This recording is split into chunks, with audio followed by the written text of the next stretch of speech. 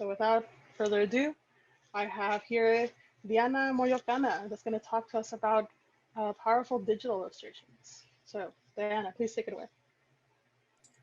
Thank you really so much.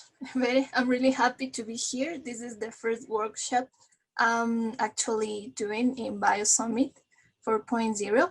So I'm going to tell you first a little bit about myself. I'm a biotech engineer. I'm in the world of plants, in the world of food biotechnology, but at the same time, I have a minor in illustration and sequential art. So I always have believed that when you draw something, you are saying more than 1,000 words. So with that in mind, we have to understand that science can be a powerful message using illustrations to reach people, to share it in an open community. So saying that, I'm gonna start sharing my screen. I don't know where I have to go. Perfect, I found it.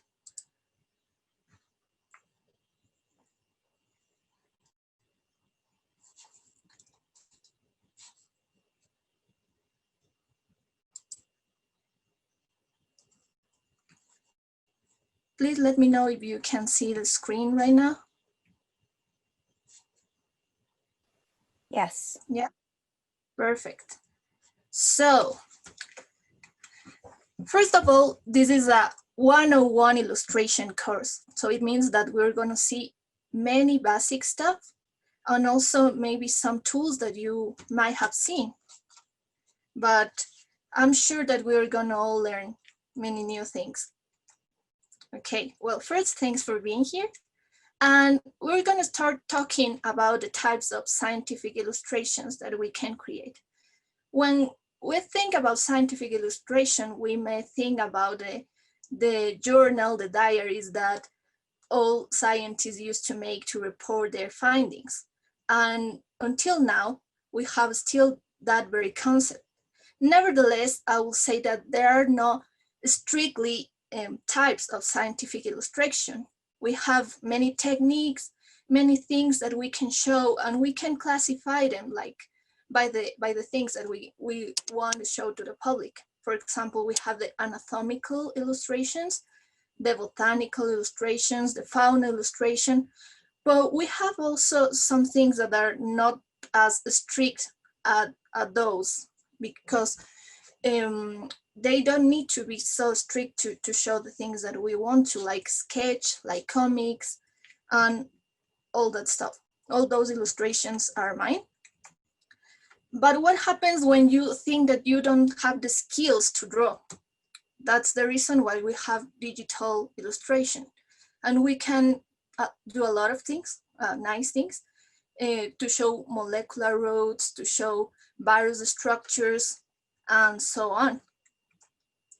For example, we also have the power to address science portraits, to tell the findings on people that we want to highlight. For example, here you can see the 2 Nobel Prizes of chemistry in this week, Emmanuel Charpentier and Jennifer Doudna. But at the same time, you have Francis Mujica, who was a Spanish scientist that developed, that discovered CRISPR-Cas. So it's quite nice to see that with just one draw of the face of one person, you also can tell a story. That science, for example, is something that needs collaboration, and it's not just something that is done by individuals.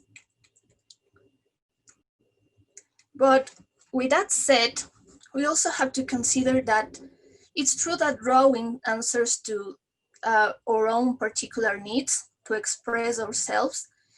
Since we are kids, we like to draw. It's the first thing that we do before writing. But it's not only about our needs, it's especially about the needs of others. When we are showing draws, we have to think in psychology as well. This is the Maslow pyramid, you may know it.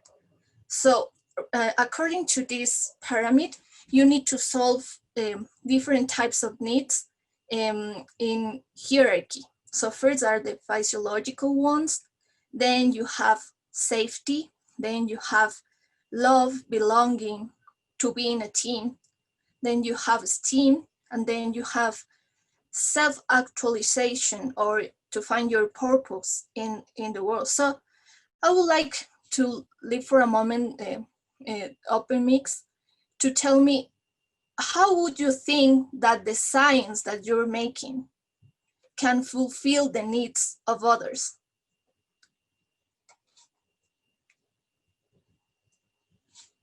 Just the science, not the illustration, the work that you're doing. Anybody? It's usually focused on the physiological or safety aspects, but ideally you would do all. Yeah, ideally. But what does people want when they think on science? You said already some really important things. They want to be safe. They want to resolve the physiological needs like food. But at the same time, why, for example, we made some art with microbes? Why we made some art with food? Why does it need to reach these people? It's a very good question.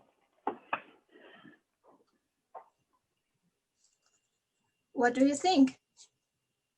Well, I'd say that people want something that's pretty and that's nice to look at, so that when they think about it, they think, oh, what a great thing that science can create. Good. That's true. That's when we move forward to the upper levels of the pyramid. So people wants to reach things that has not been reached before. So people want to find transcendence. And that's what we need to show in our illustrations. So why am I making some research on particular DNA sequences? Because I want you to have help in order you to reach esteem and transcendency. And those are the things that we need to show in our illustrations. Okay, the next part of our talk is precisely theory of color. You may know a lot of these things, but we are gonna remember that this is the chromatic circle. We have like 12 basic different colors that can be expressed in different tones, and we can play with them to make catchy things. How do we play with them? Understanding how the colors relate between them. So in the chromatic circles, as you can see, if you mix the primary colors that are blue, yellow, and red, you get the secondary colors, and then if you mix them together, you have the tertiary colors. And those results can relate, like in a star. You can actually make those colors together, like you have here the red with the yellow, with the sky blue, and so on. But this can be tricky because we are not always ready to remember in our minds how to connect the chromatic circles in our heads, right? That's the reason why we have to always remember at least the complementary colors. So what are those? Green with the gamma of red, orange with the gamma of blue. And with those concepts, you can to make actually like the colors that you are going to show in your illustration, your color palette. It's so easy. You need two complementary colors, and then you can express those two colors in different tones, as you can see on them. And that's a mental exercise. You actually can get it quite quickly and start making some interesting things. Now, space. how do we distribute the figures in our sheet of paper, in our computer? How do we do that? There are many perspectives that we can to have in mind to do this. The first one and the most basic one is the 2D perspective. That is easy. We need to just do some types in our sheet of paper, and then start distributing them, respecting, like, for example, not putting all the things about the sheet of paper and making a big empty space at the bottom. It has to be like following symmetry. Like if I put elements on the left, there must be also an element on the right, especially if I'm in a 2D world representing it. But if we have other types of perspectives, that can be changed a little bit. So for example, if we have this conical perspective, it's more easy to locate my elements in the center of the sheet of paper, or in the center of my screen. To that point, I would like to ask you if I'm going too slow, if the rhythm is good, if you have any question. You can just freely open your mic.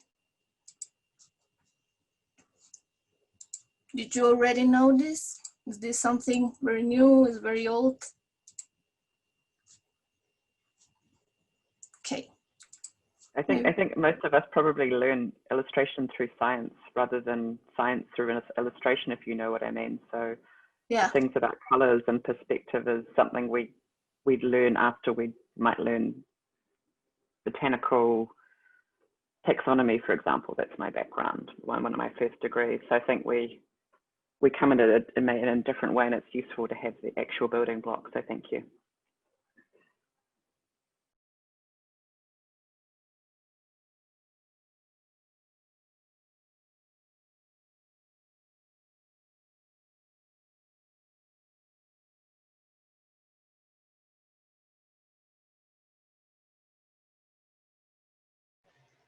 I think you're muted, Diana.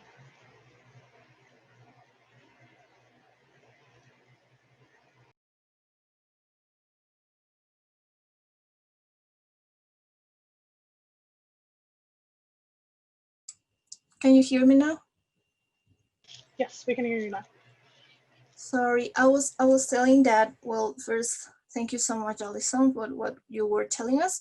But yeah, it's important to know the basics, because not only for scientific illustration, but all the types of illustrations that we're making, we need to understand how to be precise with the concept of illustrations, and also to be like, to attract with what we are representing. So the first tool that we're gonna see is PyTochart, okay? With this PyTochart, you don't need to draw anything on your paper. You need only your laptop, and you can do nice infographic, posters, and many more.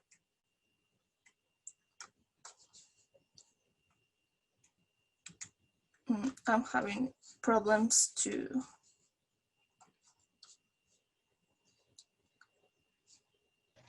No worries. No Bio Summit is without its technical issues. Always happens. Yeah, it's like the new normal. It is. Are the slides frozen, Diana? Sorry? Are your slides frozen? Yeah, but I think I cannot move forward. Yeah, so we've had this problem in other sessions. Sorry, go on. Maybe I'm going to try to stop sharing my screen. I'm going to do it again. Has that worked well, Bernice, for other sessions? I think we had to get people to come out. But anyway, let's try. We haven't had it happen, but I'm hoping that turning it on and off method works. And if not, we'll call in the crew. Okay, let's do it again. The other thing is Zoom is very hungry, so if you haven't done so already, to turn up other things.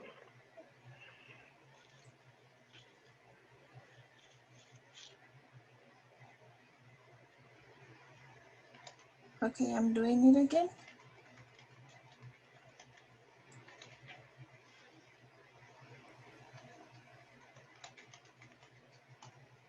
Okay, let's see. Perfect. So we're back here. As you can see, my computer is having trouble with all the distant work, so sometimes it can get slow. So for that very reason, I did screen captures of the tools. Maybe you can help me with this. Can you raise your hands if you have used Pie2Chart before?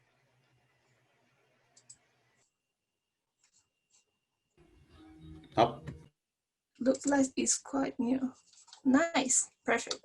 So I would like you to look for the tools by your own in your computers. Meanwhile, I'm sharing it with you for you to explore them. So this is Pie2Chart. When you sign up to the app, you just fill in the blanks, and then you have your dashboard. As I told you, on the left side, you'll see that you can do presentation, poster, reports, flyers, social media, and so on. But Pie2Chart has a particularity, that is that you can only do 5 illustrations for free. If you want to do more, you need to pay the subscription. But it's quite versatile, quite interesting to use. Because, for example, you have pre-made templates that you can edit. So it's quite easy if you are in a hurry and want to talk about how vaccines work for your classmates, your student.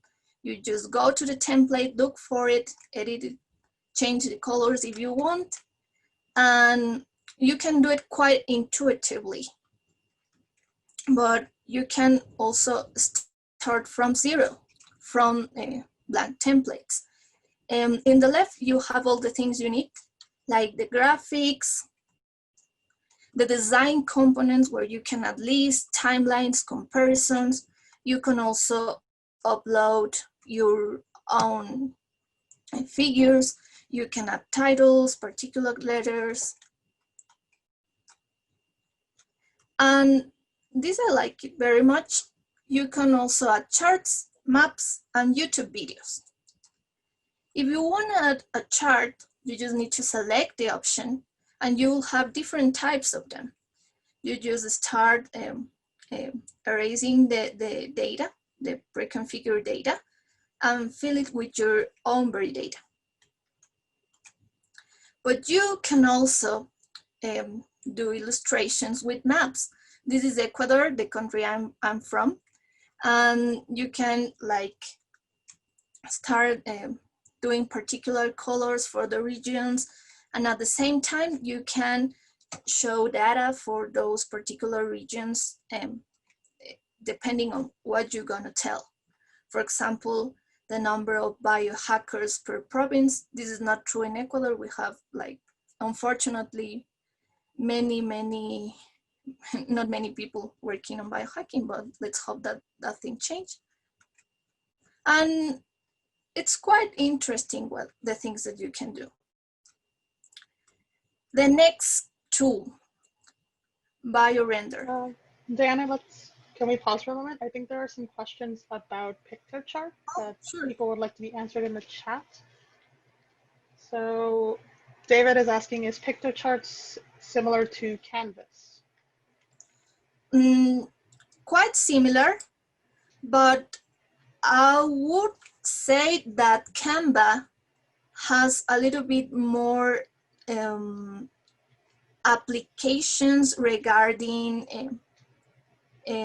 conventional publicity. For example, if you want to do some invitations for events and like flyers, and all the things. I will say that Canva has more options, and PictoChart is like more serious.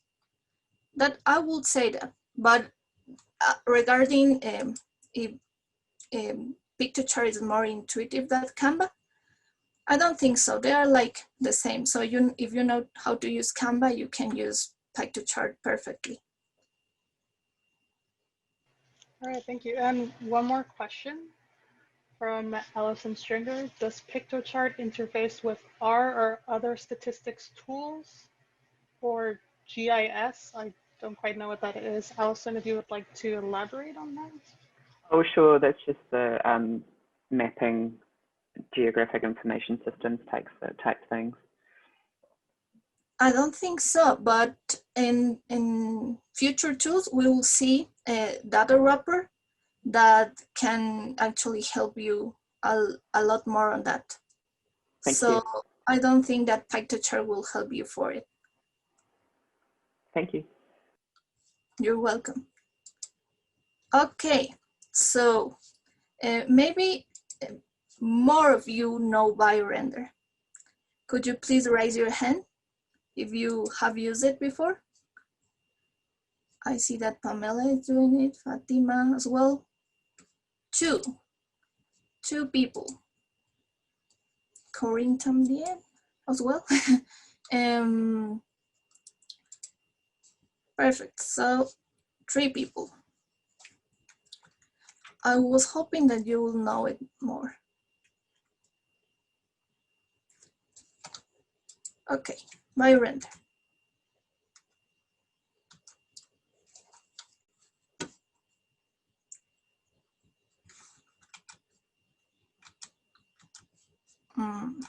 Again, I don't know what this happens. I think that computers don't cooperate when you are in a hurry. Your computer has performance anxiety, Diana, don't worry. I get that. It can be stressful to do this all virtually. Typically it's in person, a little bit more familiar. You have the vibe of everybody in the room. Yeah. And don't worry, Diana, we're so excited to be here. And this is wonderful. And this is wonderful. So don't worry about those small glitches. Thank you very much. Thank you very much for your words. You're right. I think we have to like, I think it's working right now, isn't it?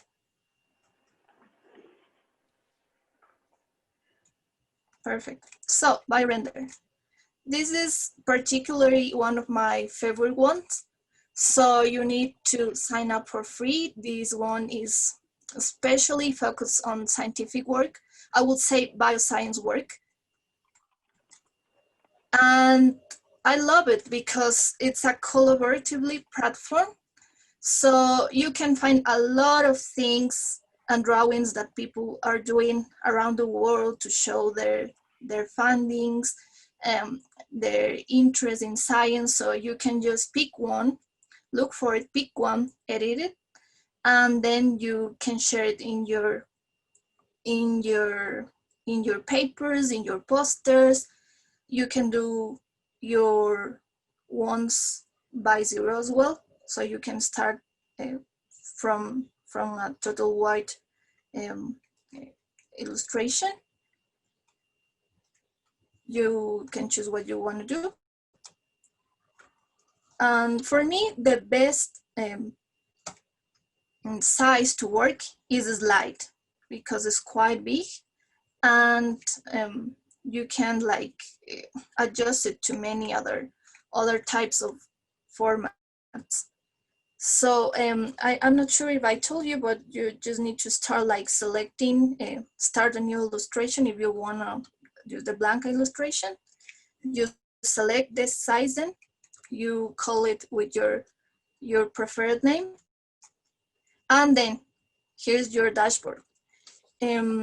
Remember, I told you that you need, if you are not like well familiarized with the spaces, you need to use types. For that, you need to select the option View. And when you go to View, you can see precisely those quadricles that will help you to locate your figures. Here in the left, you'll find all the icons, the templates. You'll also find some options to colorize your canvas, to change the names of the colors, to fix the particular figures in special places, in special places of your drawing. So it's quite intuitive as well. All the tools that we are using are intuitive. So I know that after looking for it in 5 minutes, 10 minutes, you will figure out what are the functions of all the tools that are here, because you only need to make click and drag it to the canvas. The next one, Mind the Graph, is quite similar to BioRender, but has a little bit less options to choose.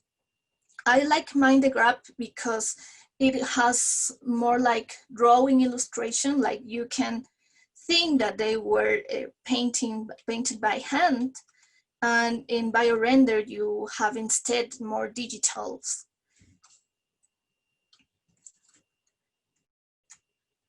You do the same, like you go to Mind the Graph. Does everybody has the guidelines that I share with you? Because over there are the links of the graphs. It's in Slack.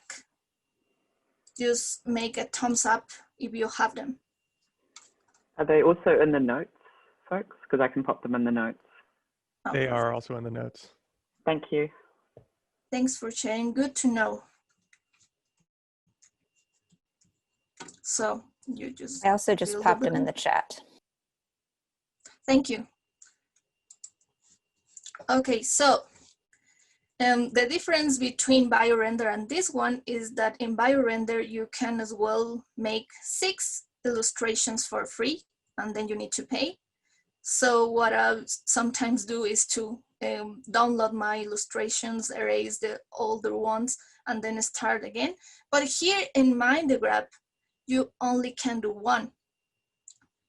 So if you want to do more, you need to pay like subscriptions of $9 per month. For that reason, BioRender, I think, is better for some application, but at the level of detail, I like Mind the Graph. As you can see, it's quite similar. And I did this just by looking at the things that I could find it in the template. So this is Rosalind Franklin, the photogram 51. It has a lot of interesting things. And then you can just place like text that comes pre-configured for you to edit it, and place it nicely next to your drawings. Is there any questions for this part, for BioRender or Mind the Graph? One quick question. How do you get your drawings out of the website when it's done? Is it just you can save it as a file, or what do they offer? You can get them as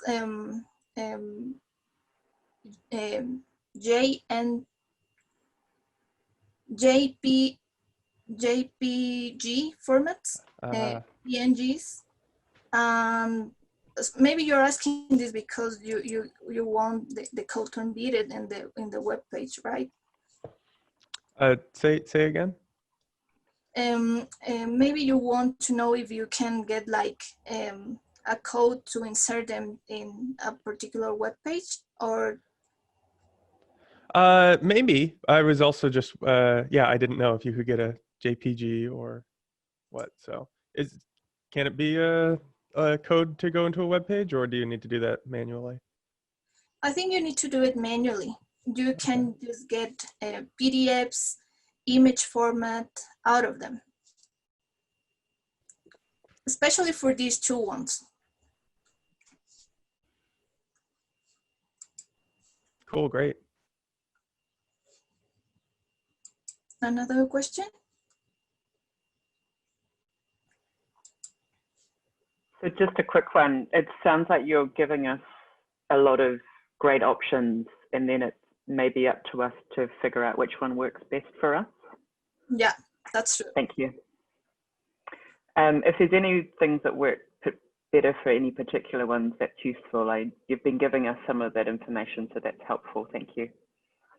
Yeah, I'll do it. I mean, you can ask whatever you want, and I'm mainly use all of them for different things, depending on what I want to do. I maybe some of you are working on teaching, developing protocols, making manuals to share with people, and you can use BioRender and Mind the Graph, as I told you, but I think this one, Chemix, is perfect for that because it follows the same format, but you can start by designing like different protocols for your lab, the drawings of those protocols with different materials that you can find on the left, like this, and then you can export them. Maybe this answer a little bit more the question that was done before. So those are the formats that you can get out of this, but as you can see, there is a thunder next to SVG, so that means premium subscription. So of course, all of those are business models. They need to make money to keep on existing. So if you want to collaborate with them, go ahead. If you feel like you are like with not a lot of budget, then use the free features. This one is more technical and it's not a lot in the field of scientific illustration, but it's more about for you to doing nice charts and graphics, okay? So in that wrapper, you just go to the link and create your new account and create your first chart. You need to confirm your email. And as you can see, you can import your data or you can start writing your data. So when you do that, you just go to proceed and you can sort the view depending on the model, the base price, the range in miles. In this case, because we're working on this data about electric vehicles, so you can just sort your view depending on the characteristics that you display for your data, and then you have like a pre-configured chart that you can, of course, in the chart type category, you can change it. So depending on what you want, like a dot plot, it can be a split bar, it can be a donut chart, scatter plot, and so on.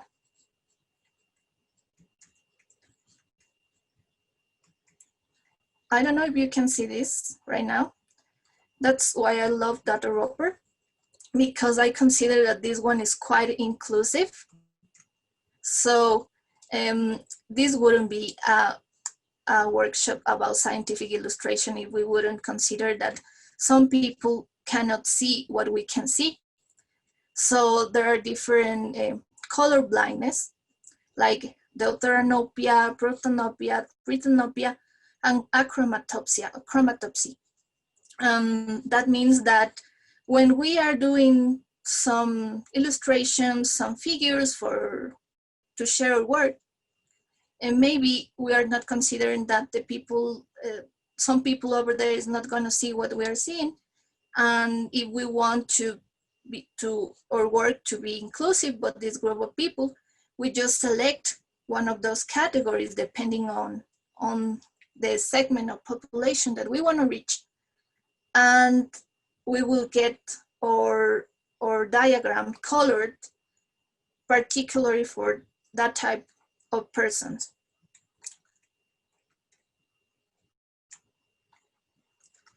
And then you get the draw in your email. And this one you can embed it actually.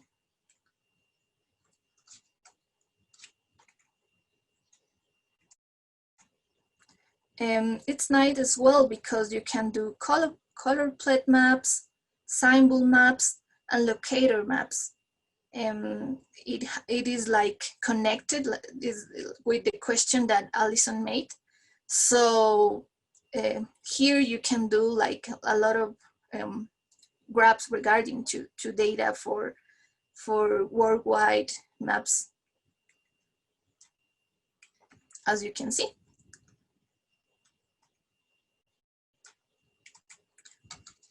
Do we have more questions to this point? Yeah, I have a question. Any program is possible to connect with another program like our program or Gephi, different formats to linking with these online programs? Not directly, at least, because we are seeing programs that are mainly for people that has almost very few or no knowledge about programming. I would say that, for example, if you have your R data, you can convert them to, I'm gonna go back for a moment for you to see. You can convert it to CSV files. You can convert it to them, and then you can upload the data. But if not, I don't think so.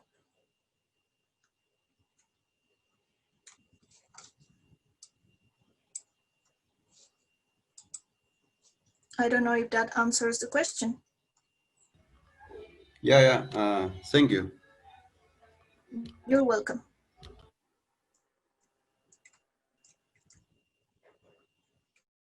Another question?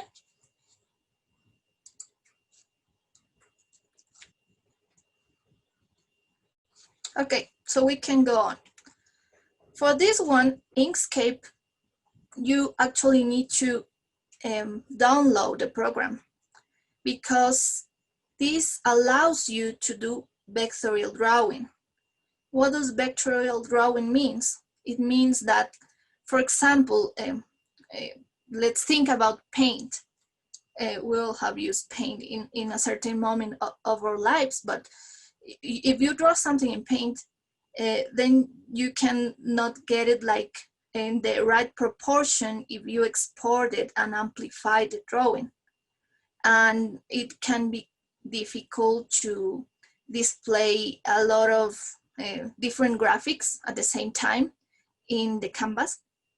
So with Inkscapes, I will say that we are using kind of a free Adobe Illustrator. So once you have downloaded it from this web page, you get a dashboard like this. Very friendly, nice drawings that you can see, you can understand what they mean. So for example, with the first one, you can start like selecting particular areas, the first black arrow. With the second one, you can draw trajectories. And with the following ones, you can display both 2D figures and 3D figures, spirals, and you can do drawings by hand with the pencils, and with a plume, you get like curvy drawings. So it's quite easy to start with something like this. With the black arrow, you can like compartmentalize all the lines, and then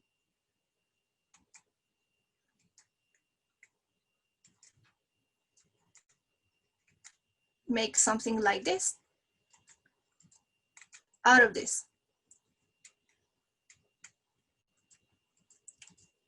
How do you do that? With a traditional copy and paste command. And it's just like you're working on Microsoft Office, so you can just making it bigger or smaller with your mouse.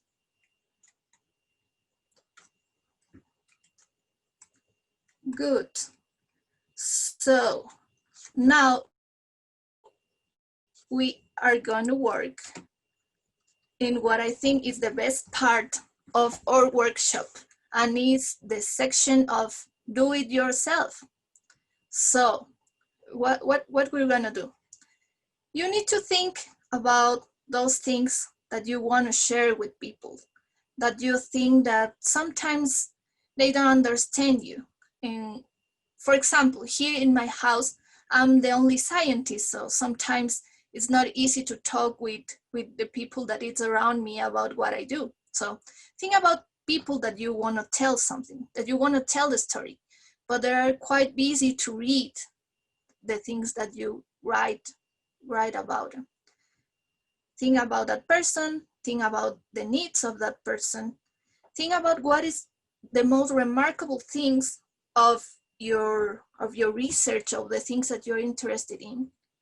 And with all the tools that we have seen, we're going to do a scientific illustration, a chart, a figure, a comic, a drawing, whatever. And after that, we're going to share it all together and comment on them, just like in an art gallery. And I'm gonna be here with you to listen all your doubts. And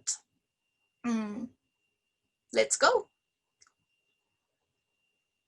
Any questions before starting? How long should we plan to do this? Well, according to the program, it was planned that the activity will last 25 minutes, but we have some minutes of advantage. So maybe if you want to take half an hour, 40 minutes, it's okay, just let me know. But around that time. Okay, good. Helps plan how big of a idea to take on. That's good. Just to check, Diana, so you're wanting us to choose the tool that we think might be the best for our purposes, do a thing, and then come back in 40 minutes. Well, you can choose. Yeah. I'm a favorite user of BioRender, but I don't want you to think only on that. You can mix them as well if you feel confident about it. Thank you. You're welcome.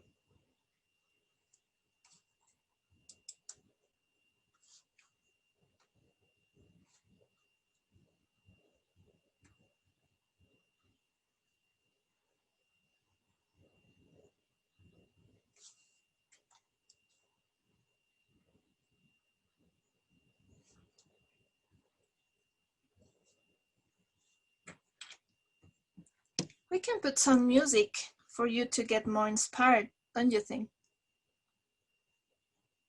If you want, you can freely share a song that you like. When I was a university student and took the art classes, I had this professor that tells freely to share, like you're in the mood of this type of music, so share it. And I think that was quite good. A song that you like to share with everybody. That could be nice.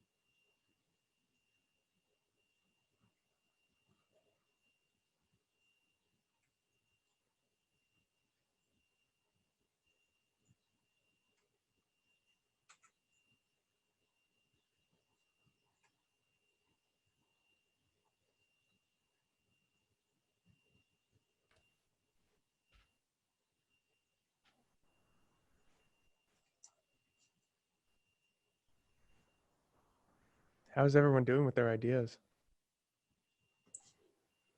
I'm afraid I'm still doing the sign up thing. But I'm, you know, that means I only have to do it once, right? Mm-hmm. I can't seem to see anything I put on my canvas.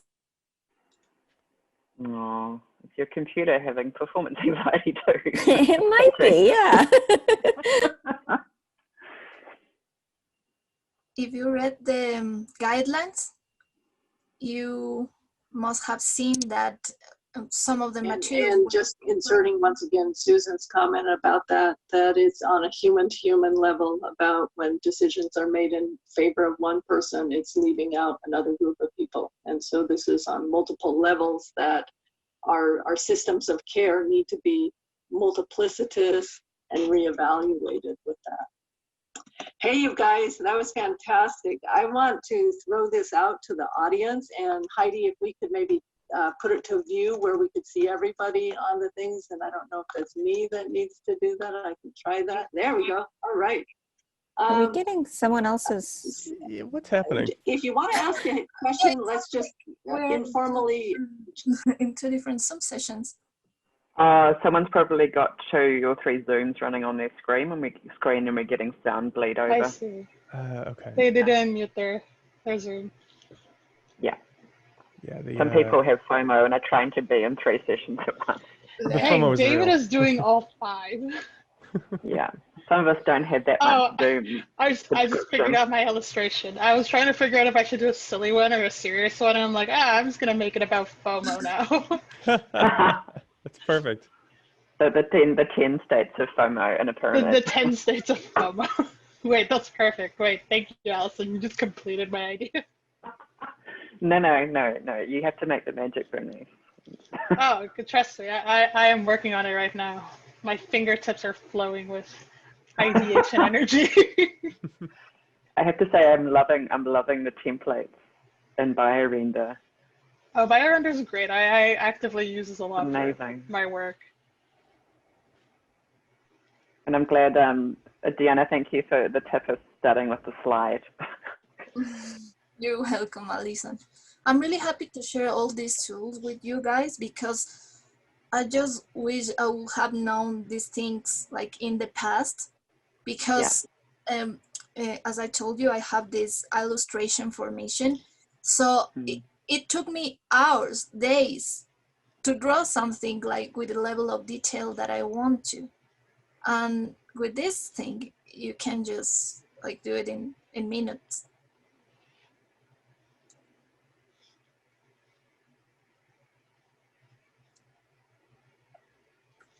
I actually was checking some of your questions, guys, and somebody said, I think it was Corinne, I don't know if she's still here, but she was telling that in the past, like scientific illustration was not full of detail and that was the norm. So maybe right now we think about like the silly ones and the, I would say like the more detailed illustrations, but it doesn't matter. It depends on your mood, I'll say. What do you want to show? Patrick asked if I use a graphic tablet for drawing in Inkscape, and the answer is I don't. I don't have a graphic tablet. It will be quite helpful to get a deeper level of detail, but I don't have one, so I do it only with my mouse. I am not an Inkscape pro, but I do have a graphic tablet, and I tried to use it for that, and I found it really difficult. It really felt like Inkscape was built for a mouse and a keyboard, not a pen. But that was just my experience. Thanks for sharing, Tim.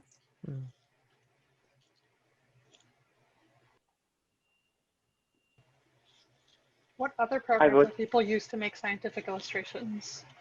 I'm curious to hear, like in people's work, what tools have you used? PowerPoint. You're not the only one.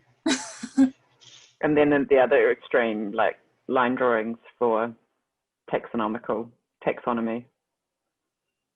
So it's quite a big gap. No.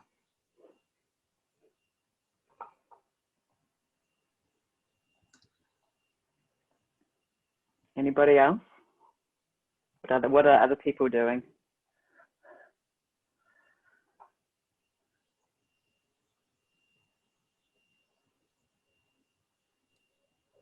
A lot of PowerPoint. You glad I Visio. omitted that first? Yeah, Visio actually. Visio is so expensive though.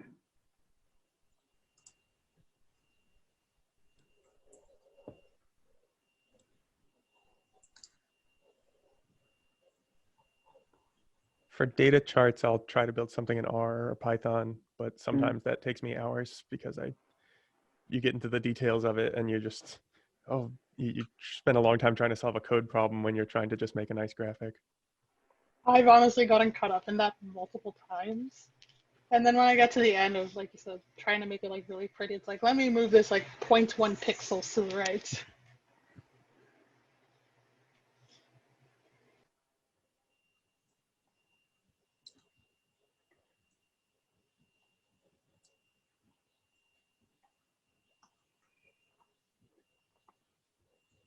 In fact, pop questions in the chat if you have them as well, if you're can't unmute or you would rather use text.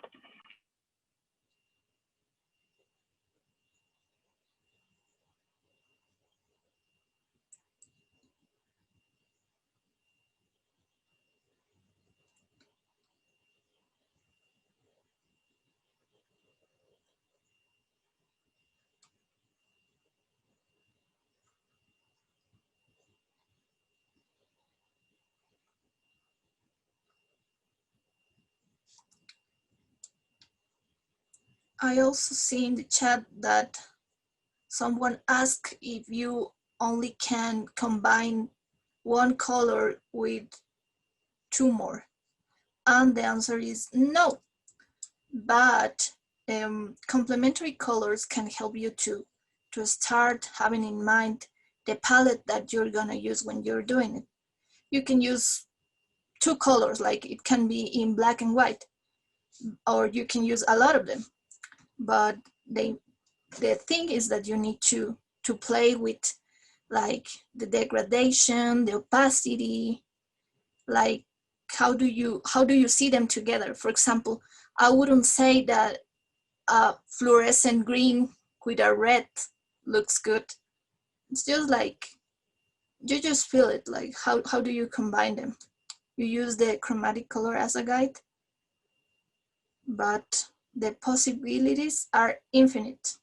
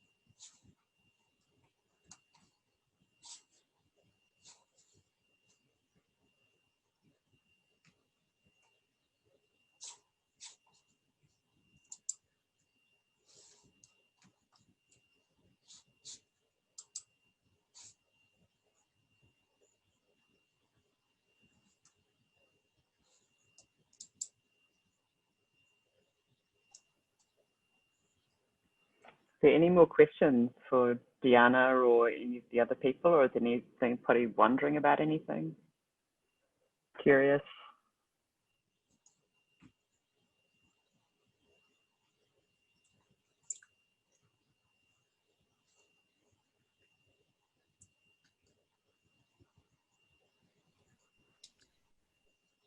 Diana, I wonder,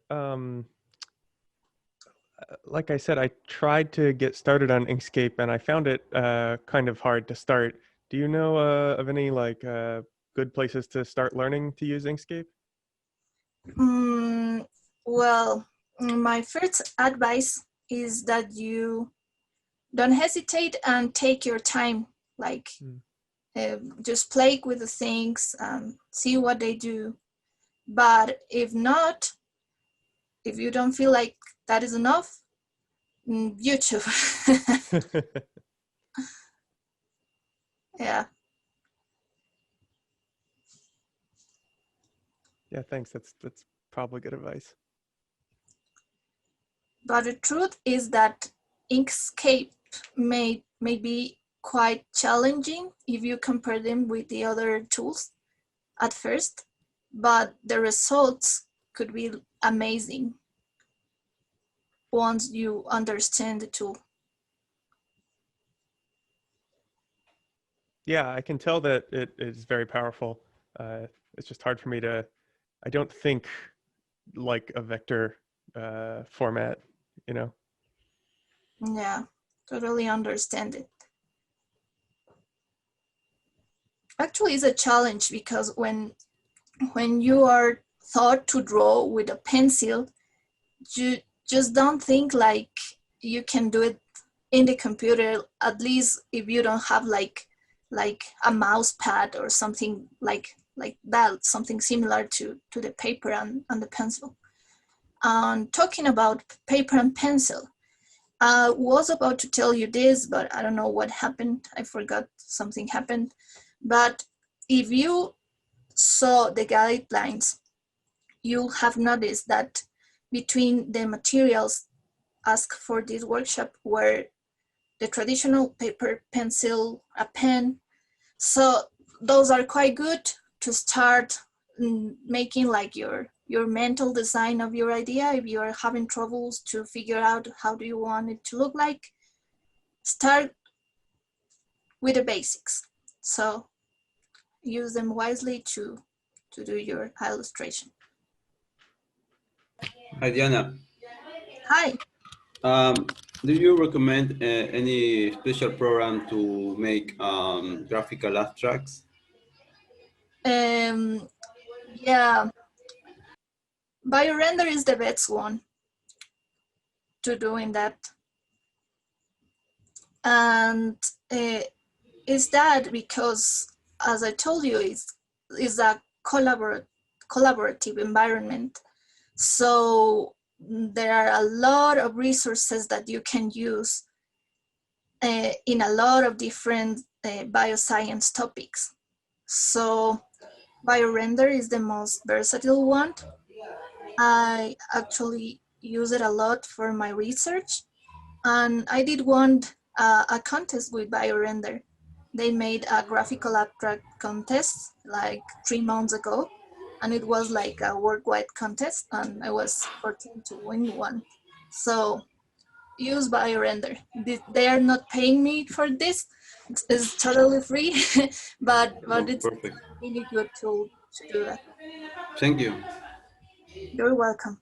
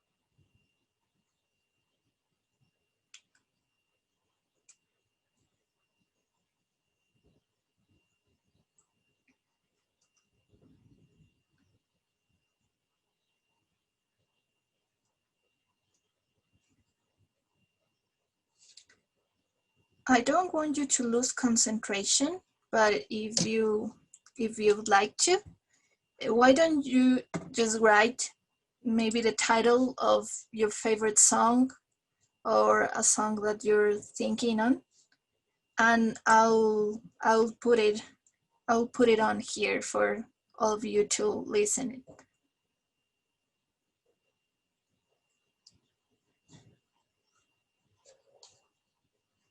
If you want to, of course.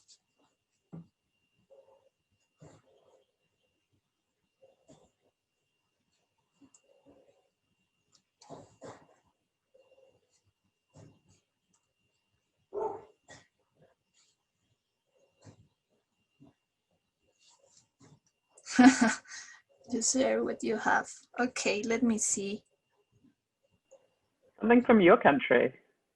Something I still from remember that. Yeah, so I still remember the takeover of the Biosummit party last year. The LATAM contingent, and was the best music. So go for it. Oh, really? Okay. So, well, it's quite funny because Alexander von Humboldt said that we Ecuadorians are weird because we get happy with sad music. So maybe I'm gonna look for a song. You and the Irish, just saying.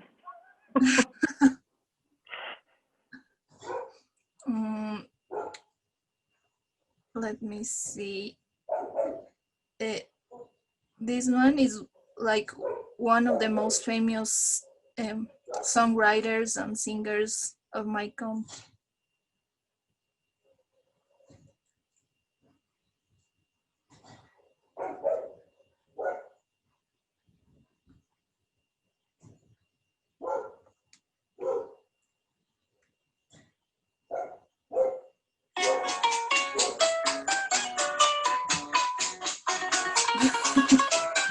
Ese es Jaramillo. Julia Jaramillo. Sí. No puedo verte triste porque me mata. It's literally the same in Mexico with the rancheras. Like, they sound sad, and they are, but we love them. It's the same bass beat. Yeah. Que se llena de angustia mi corazón. Yo sufro lo indecible si tú entristeces. No quiero que la duda te haga llorar. Hemos jurado amarnos hasta la muerte. Y si los muertos aman, después de muertos amarnos más. Si yo muero primero, es tu promesa.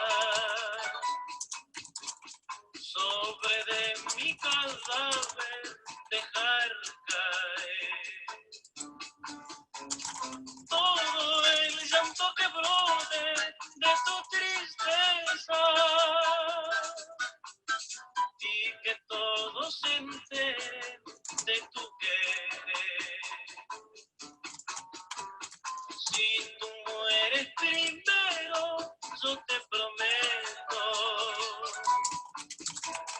escribiré la historia de nuestro amor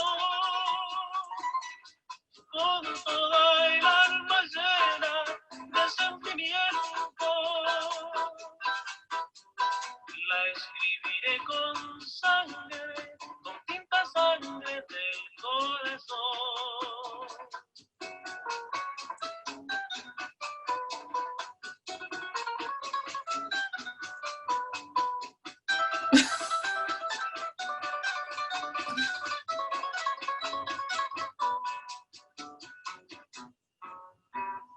Si tú mueres primero, yo te prometo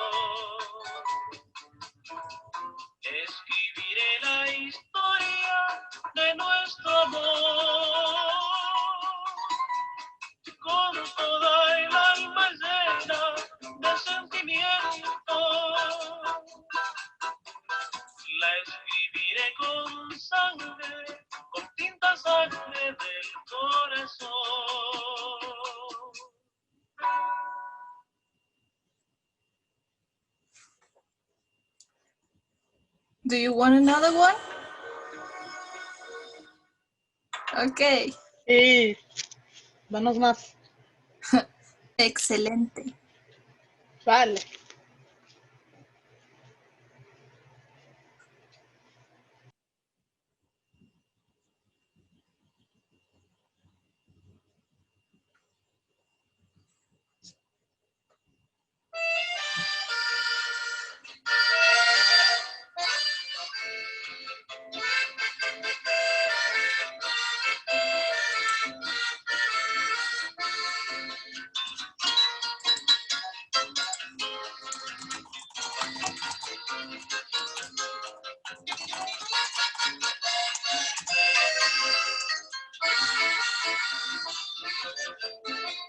Yo tengo una chica linda, la que me hace padecer.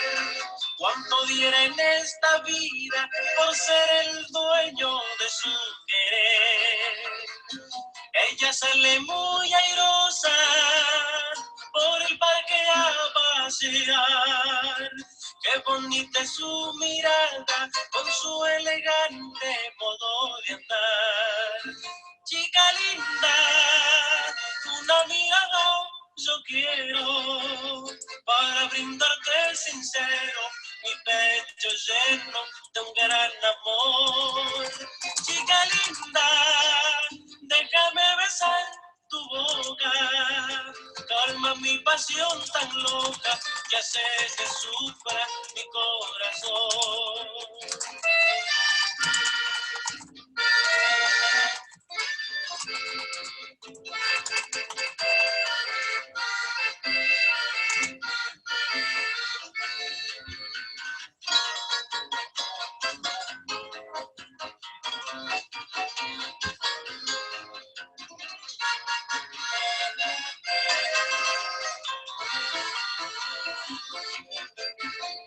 No hay como mi chica linda, por su cuerpo y por su andar.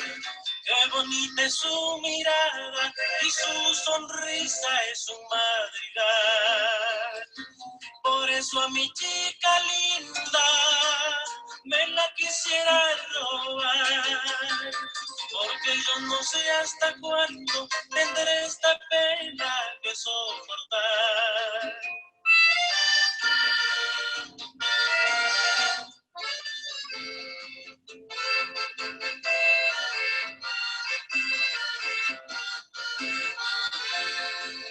Chica linda, una mirada yo quiero para brindarte sincero mi pecho lleno de un gran amor.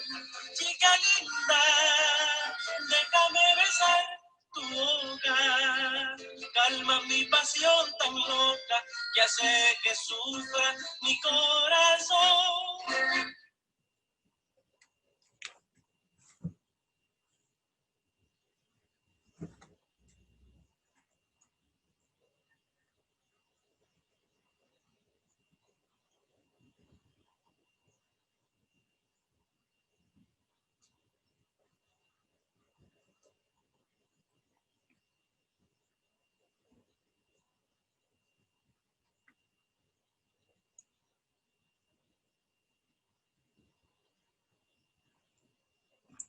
We're gonna change the artist, okay?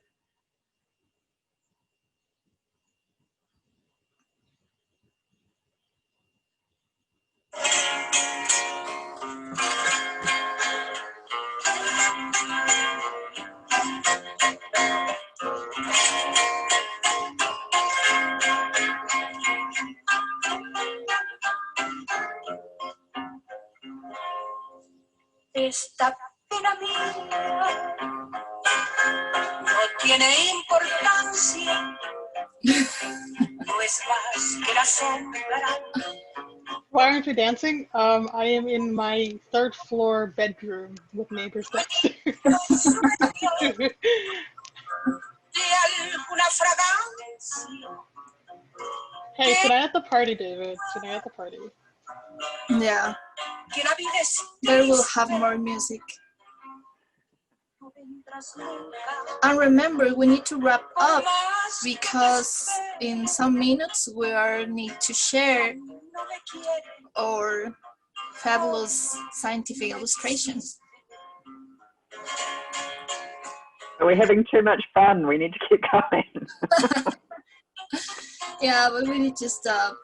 We do have 27 more minutes until the end of this workshop.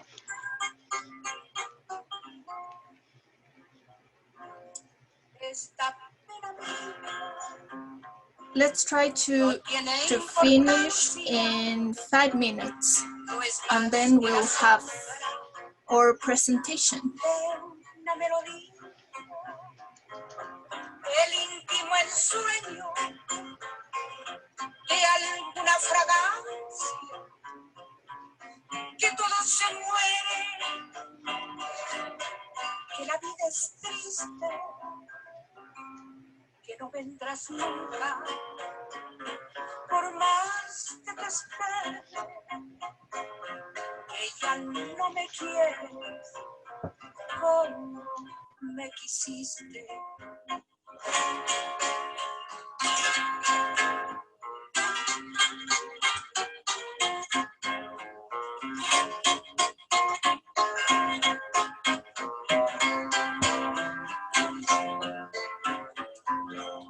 No tiene importancia, yo soy razonable, no puedo pedirte ni amor ni constancia, ni es mía la culpa de no ser variable.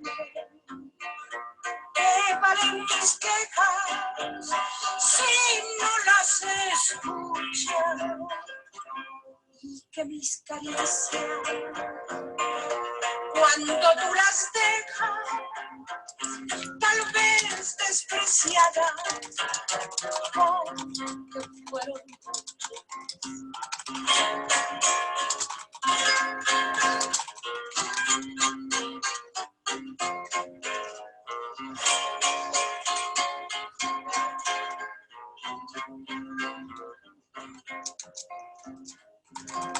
esta pena mía, que es mía,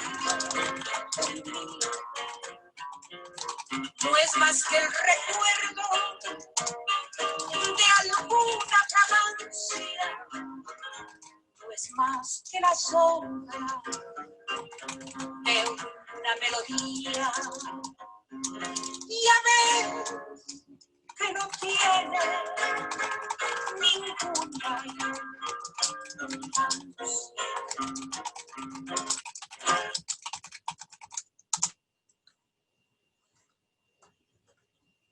So, the song just ended, and that means that we should start sharing our arts right now. So, who wants to start? Who feels ready about it?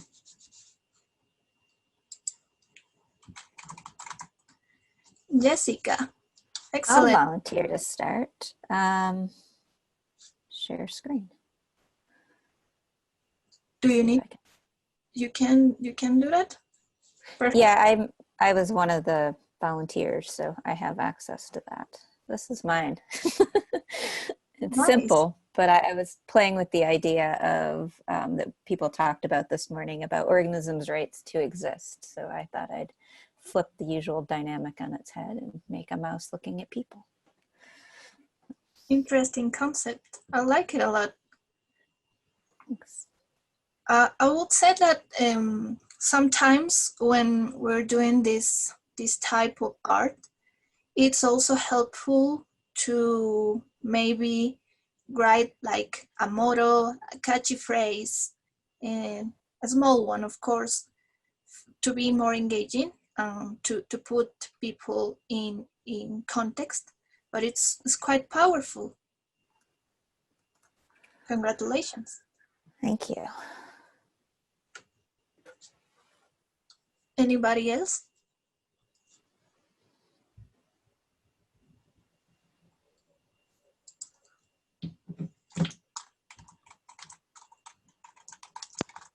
I can show mine if you want.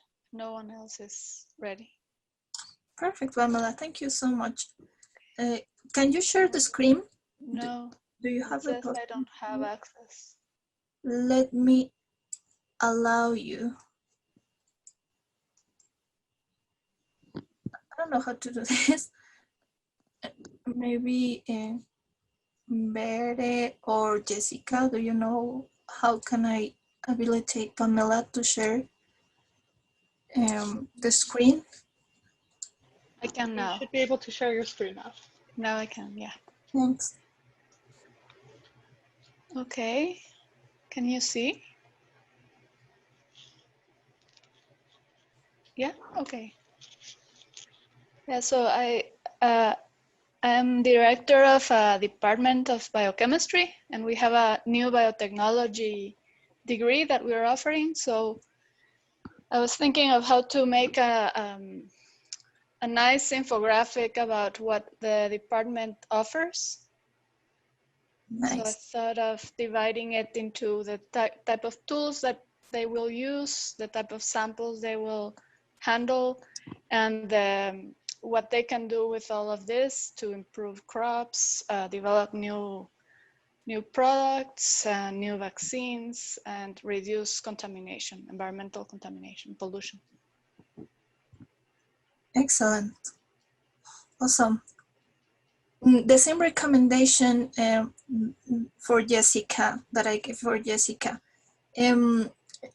This illustration, especially when you want to share a message of things that you're doing, are powerful, but become more powerful when you add some text to describe a little bit more about the context. Maybe nice title about your lab would be great. And excellent. Yeah, listen, it's great that there are only non-white options, which is quite good.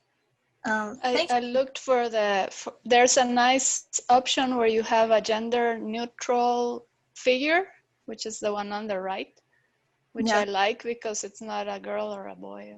Yeah, it's really good. As you can see, you can explore and find a lot of interesting features that you can use in your illustrations. Thank you to you, Pamela. Who is ready to share it? Luis, perfect. Thank you. Hello. Okay, I was working in a text about a Mayan god because here in Yucatan I'm working with artists that are working with this with a story of this, and I was exploring about this god, and I'm gonna share the infographic. It's working. Okay, so I was working in this template. Nice. The god is Yum-Kash, and it's like the lord of the forest, and is the god of the wild vegetation and guardian of its animals. It's also known because he protects the maize, and there is a very hot topic here because you know where there's a discussion about the transgenic corn and that thing. And well, I was working in the template, and what does he do? He grants protection of the fields against the incursion of the wild nature he himself represents. And well, I asked in the chat if you know some data about important data about forest conservations, and yeah, you gave me this data. I think it's very important that monocultives are not reforestation, and yeah, I can work with more data about this, and yeah, that's where I was working then. Excellent. Thank you very much. I really like the concept. It's quite powerful. It's like well developed, and it's like a triptych. Like you have three different parts that connect together and form a whole message. It's great. Thank you. Someone has their hand up. Did you want to speak?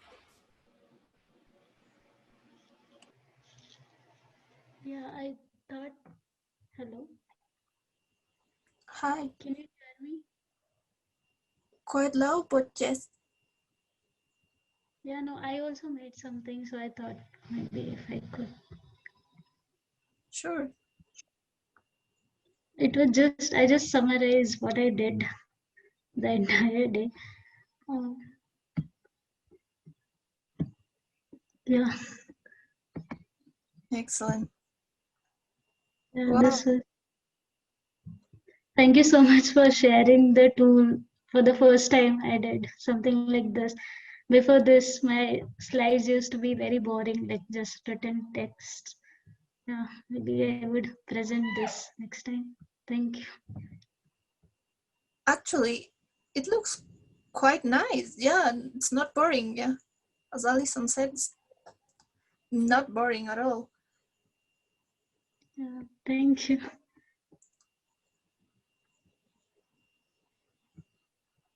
I just saw one picture and I think understood what you do in your lab.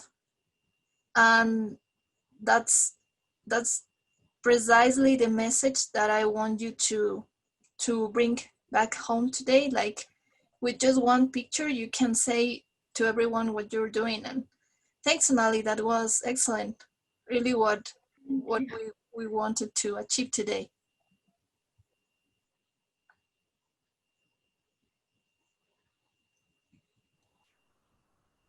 I can show mine next. Sure. It's very different than that very detailed, thoughtful approach. Let's share my screen.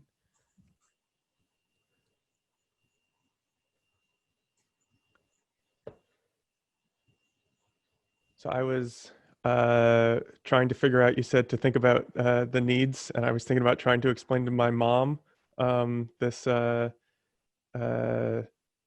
and bio art project that I've been working on.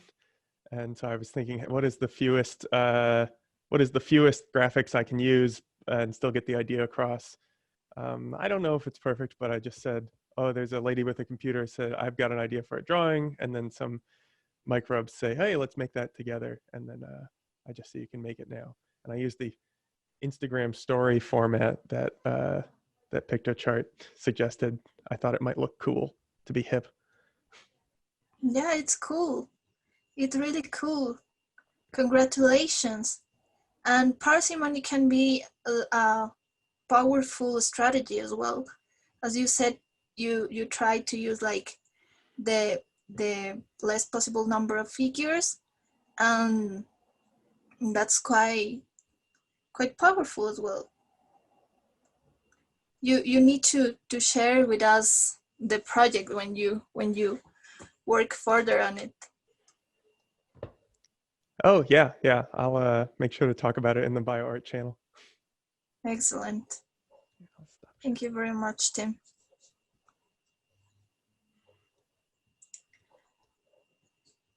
I think Rosario wants to share too.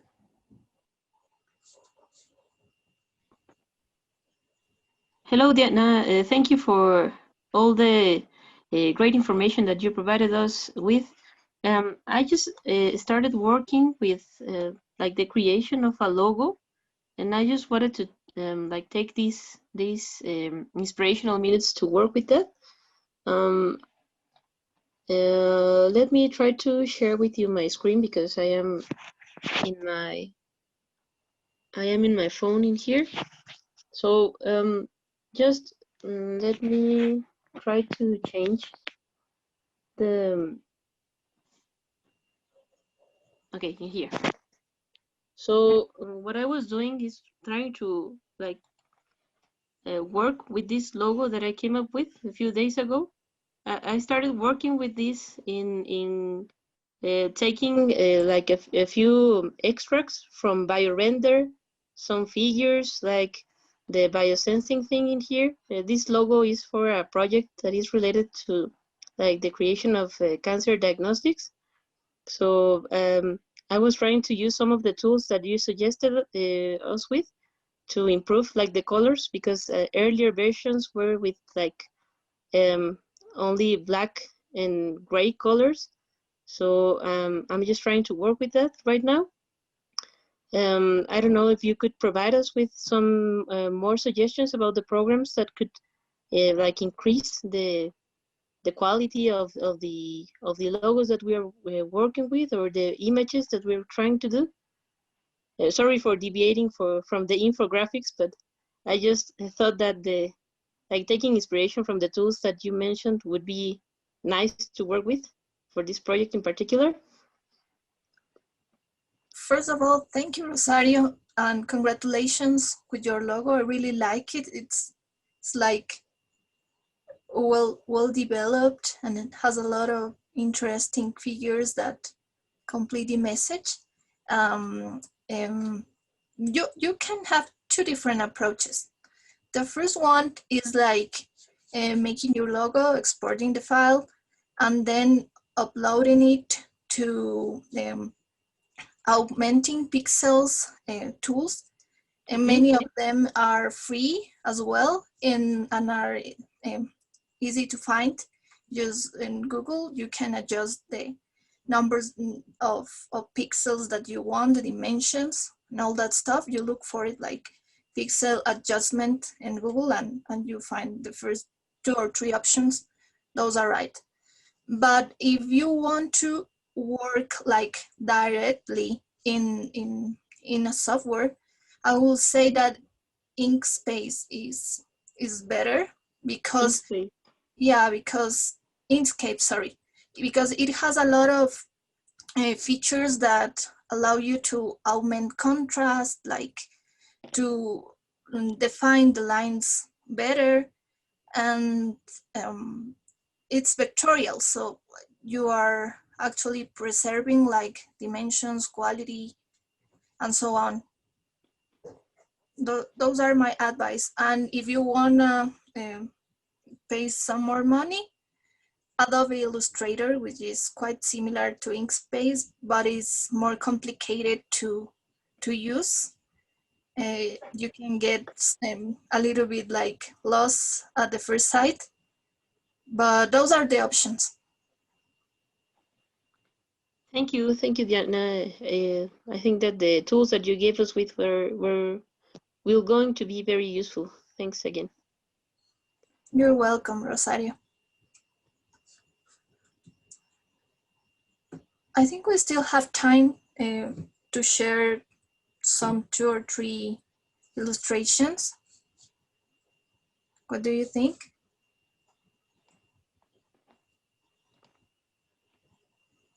Who is ready?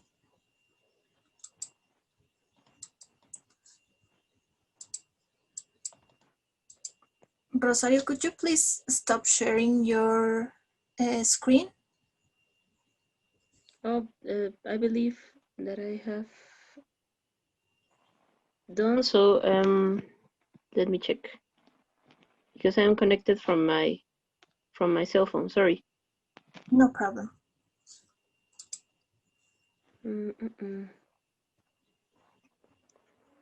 Okay.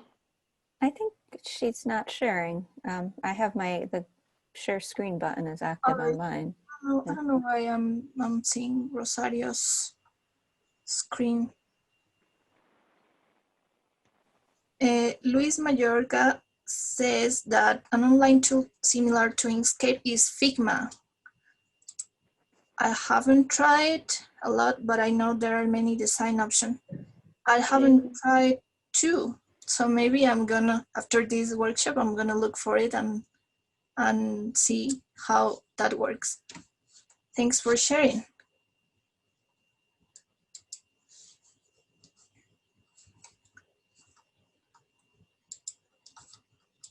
Anybody else wants to share some art with us?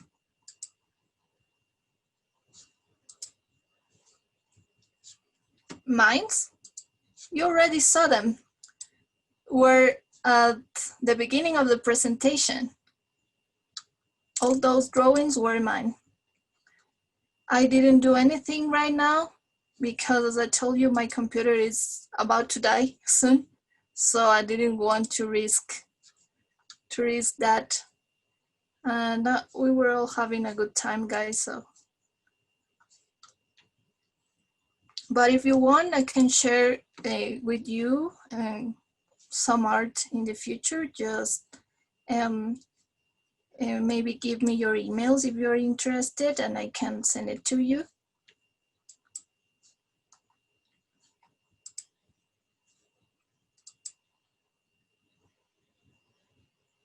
But this is not about me. This is about you guys. Who wants to share? We have like 5 minutes to do that. Don't be afraid that it's not ready, it's like not finished. Maybe we can just see the idea that you got.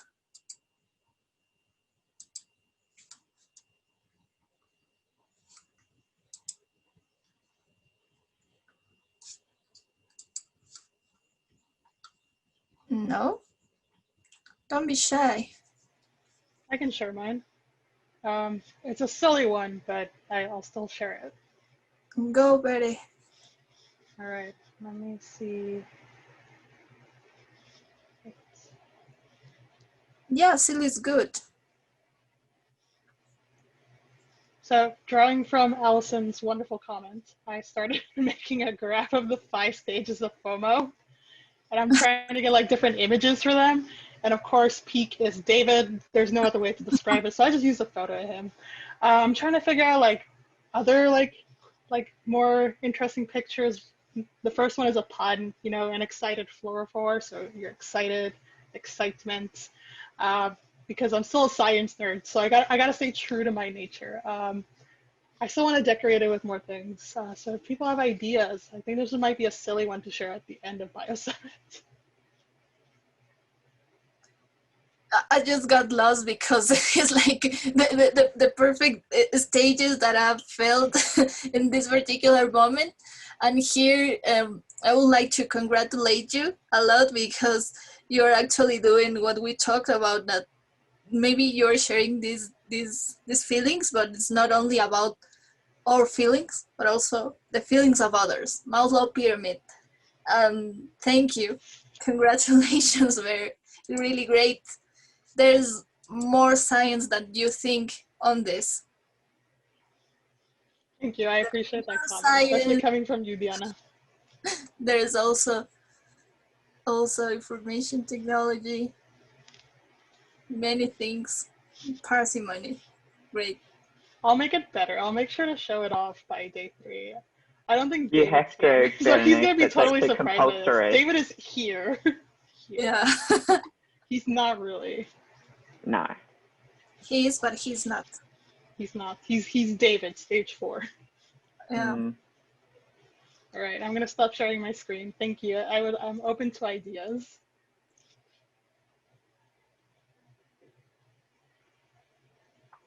Wonderful.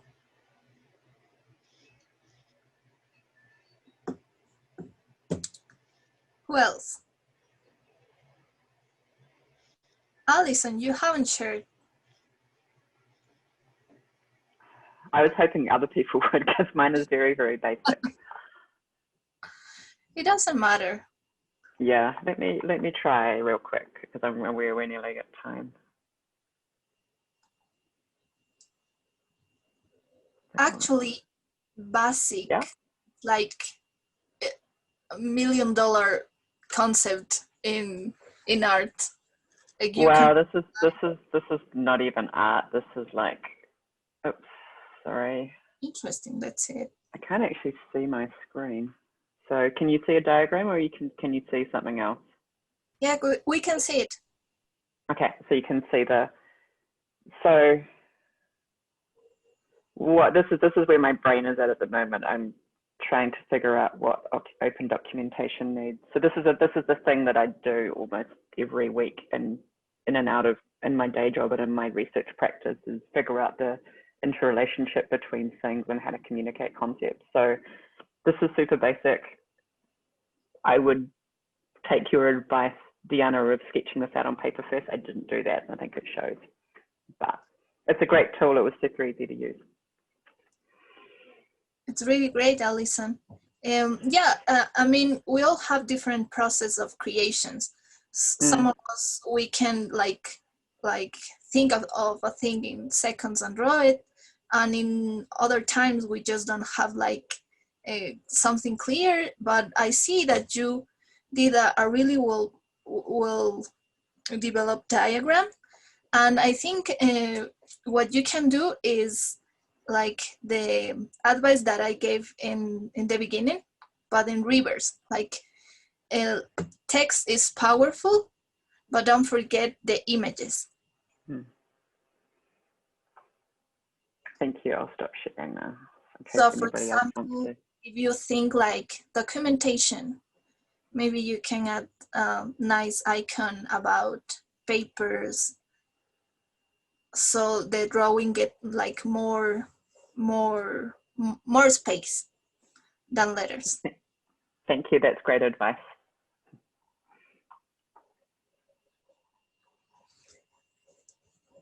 Um, 2 minutes. Who wants to do it in 2 minutes?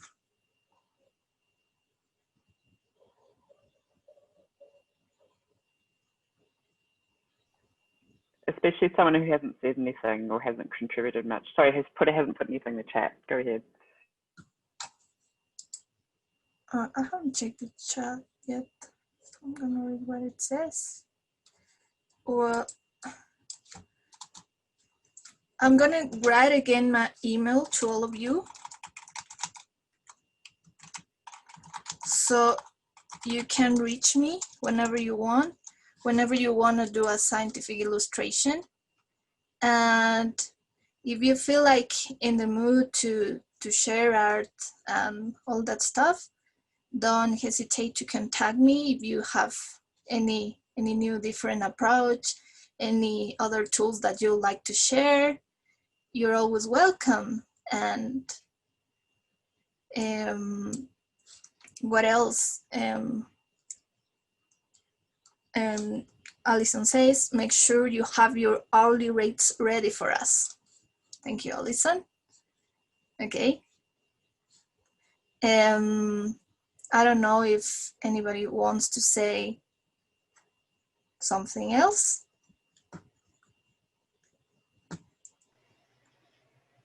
I do believe we're at the end of time, so unfortunately no more comments, but I would highly encourage, if you want to continue talking about scientific illustrations, get some advice from Diana, talk to her about her experience, hit her up in the Slack, move the conversation to the Slack.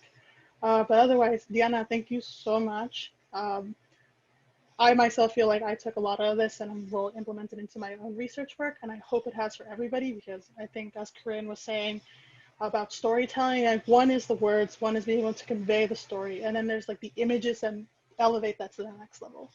And this is exactly what we're working on here. Thank you so much to you for having me. It has been great. And do not forget that scientific illustration is not something that you find like in a paper, but you can do it like in the most different types of formats and backgrounds. Share that with others, and don't forget to draw like children. Children are scientists by nature, so don't lose that as well. Thank you to all of you, and hope to see you very soon. It has been fantastic. One last round of snaps for Diana. Thank you so much, Diana, for your time.